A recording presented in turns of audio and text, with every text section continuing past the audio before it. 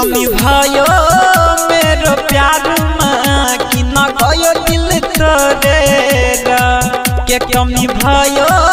मेरो प्यार में कि न गयो दिल तोरेरा तिमी बिना म बाँचिन सक्दिन ओ तिमी बिना म बाँच्न सक्दिन किन गयो मुह मोरेरा के कमी भयो मेरो प्यारमा किन गयो दिल तोरेरा के कमी भयो मेरो प्यारमा किन गयो दिल तोरेरा तिमी बिना म बाँचिन सक्दिन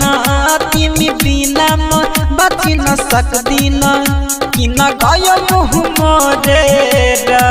के कमी भयो मेरो प्यारमा किन गयो दिल तोरेरा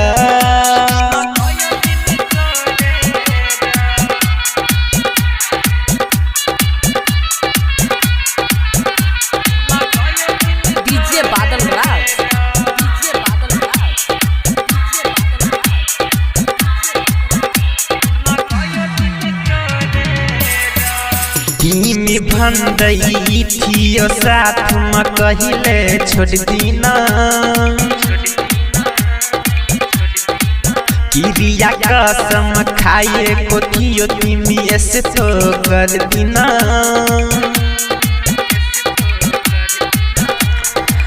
गयो तिमी अरूको साथमा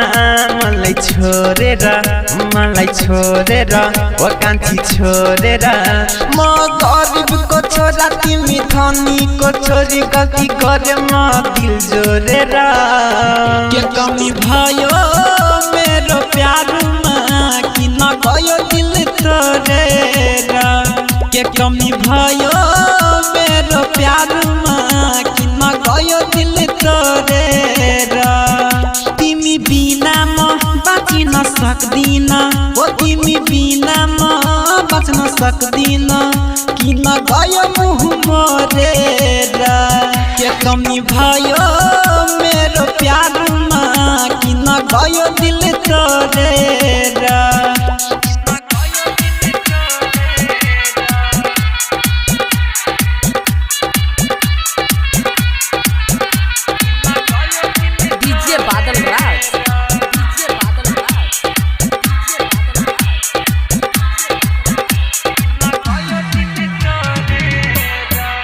राइटर शिवन साथै उमेशको गयो रुलाएर दिलको जखम तिमी कान्छी गयो बढाएर